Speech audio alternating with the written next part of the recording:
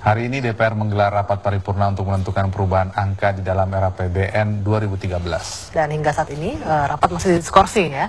Namun juga sebagian fraksi khususnya PKS tetap menolak untuk kenaikan harga BBM, tapi mendukung kebijakan pemerintah memberikan BLSM. Lalu seperti apa pertarungan di paripurna dan apakah ada manuver-manuver partai koalisi untuk berbeda pendapat dengan partai koalisi yang lainnya, ataukah ada deal-deal khusus? Ya, ini jika partai oposisi memang mendukung partai koalisi untuk menaikkan harga BBM. Untuk memperbincangkannya, di studio sudah hadir pengamat politik Carta Politika ada Mas Yunarto Wijaya. Selamat malam. Selamat malam.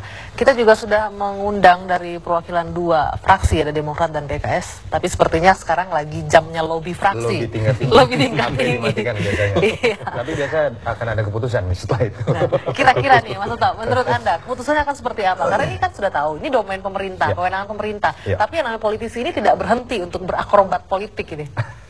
Ya, sebetulnya sudah bisa dibaca ya polanya kalau kita lihat sikap fraksi berkaitan dengan apa yang akan diputuskan hari ini. Jadi ini kan bukan hanya sebatas mengenai harga BBM, tapi kan mengenai RAPBNP 2013 yang kalau kita lihat dalam rapat Banggar sebetulnya bahkan diklaim oleh Ketua Banggar semuanya prinsipnya setuju.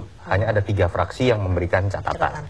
Nah, kalau dilihat dari apa yang diungkapkan oleh Ketua Banggar, memang sepertinya di atas kertas secara matematika politik akan lolos RAPBNP 2013, walaupun akan diwarnai yang istilah saya telenovela politik terlebih dahulu. Karena sebetulnya substansi yang utama dari bahasan RAPBNP ini ada di Banggar. Nah, paripurna ini yang kita sebut dengan politik panggung depan.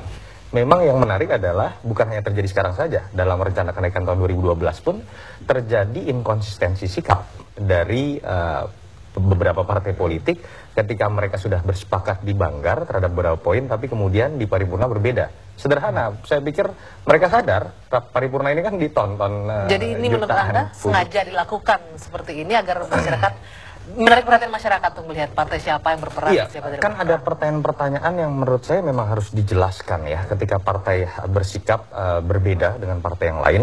Saya tidak ingin mengatakan bahwa menolak kebijakan BBM lebih baik dibandingkan yang mendukung atau sebaliknya. Dialektika ini terjadi di negara maju atau negara berkembang dan isunya memang selalu menarik karena populis isu kenaikan BBM. Tetapi apakah sikap mereka konsisten atau tidak itu yang harus kita lihat.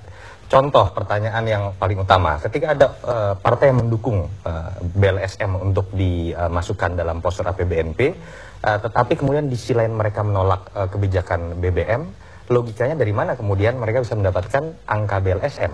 Dari namanya saja bantuan langsung sementara masyarakat, itu kan memang ditujukan sebagai kompensasi dari adanya kenaikan BBM. Itu satu.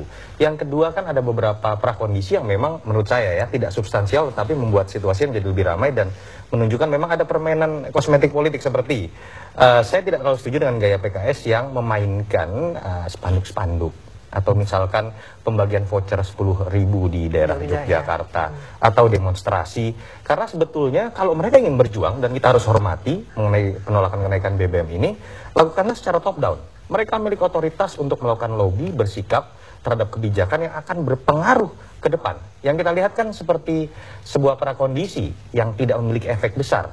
Nah, pertanyaannya jangan-jangan apakah mereka sudah tahu sikap mereka akan kalah, tetapi yang terpenting adalah dalam kekalahan itu mereka bisa mendapatkan satu hal. Nah, kritik juga bukan hanya kepada PKS, contoh kepada partai Demokrat misalnya, atau kepada pemerintah sendiri. Ketika mereka memilih sikap mengambil kebijakan BBM untuk kenaikan, itu hal yang sah-sah saja.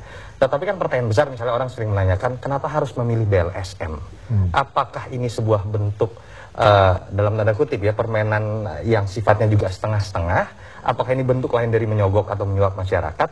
Dan bentuk ketidakpercayaan diri dari pemerintah ketika mengambil satu sikap gitu kan, sampai harus menyuap masyarakat. Kita bandingkan Obama misalnya ketika mencoba memilih sistem Obamacare ya dalam asuransi kesehatan, dia harus bertarung luar biasa. Dia dimusuhi luar biasa oleh perusahaan asuransi, pengusaha-pengusaha, sampai ada yang mengatakan misalkan kebijakannya berbau Nazi dalam tanda kutip. Tetapi dia pertahankan dengan argumentasi yang sifatnya substansial. Ini yang saya harapkan seharusnya terjadi. Ini berbicara soal ketidakpercayaan diri pemerintah yang Anda sampaikan.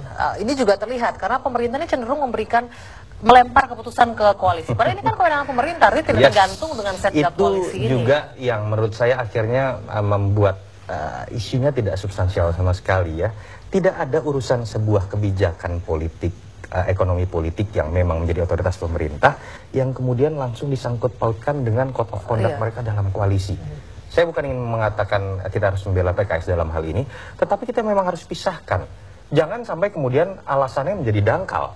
Katakanlah misalnya ada beberapa teman Partai Demokrat yang mengatakan PKS inkonsisten karena Majelis Syuronya pernah menyatakan di hadapan Presiden mereka setuju. Atau dengan mengatakan ini sudah melanggar code of conduct dari kontrak koalisi yang mengatakan mereka harus bersikap seragam. Itu kan isu elitis, apa urusan dengan masyarakat? Bahkan dalam tata negara kita secara presidensial tidak ada konteks koalisi yang harus membuat mereka terikat. Yang harus dikejar misalnya dari PKS adalah hal yang substansial tadi. Demokrat bisa mengejar, partai pendukung koalisi lain, Anda jangan bersikap inkonsisten dan jelaskanlah kepada masyarakat ketika Anda menolak kebijakan BBM, kenapa Anda setuju dengan BLSM? Ini kan politik bermuka dua kalau tidak dijelaskan secara argumentatif. Nah, itu saya pikir. Menurut Anda apa sih yang sekarang sedang dilakukan oleh PKS? PKS memanfaatkan ketidaktegasan SBY? Atau PKS sedang menunggu sebuah sebuah simpati kalau ia dikeluarkan dari koalisi sehingga kemudian bisa berada di dalam posisi yang terzalimi? Ya, kalau kaitannya dengan koalisi memang telenovela ini juga berlangsung sudah beberapa episode ya. Kita bosan mendengar PKS mengatakan silahkan keluarkan kami, dan kita juga bosan mendengar partai koalisi lain mengatakan silahkan menarik diri begitu kan. Saya melihat memang ada sebuah permainan dinikmati oleh PKS ketika memang kita ketahui SBY dalam hal ini sebagai pemimpin koalisi dalam sikap berpolitik tidak pernah bersikap ofensif, cenderung reaktif dan defensif. Tidak heran kalau kemudian kalimat yang keluar silahkan keluar, silahkan menarik diri. Yang kedua juga saya yakin mungkin PKS juga sadar memang tidak mudah secara psikologis buat SBY itu melakukan proses pemecatan kepada 3 menteri secara bersamaan. Karena kemudian orang akan mengatakan loh berarti kabinet Anda memang kabinet dagang sapi.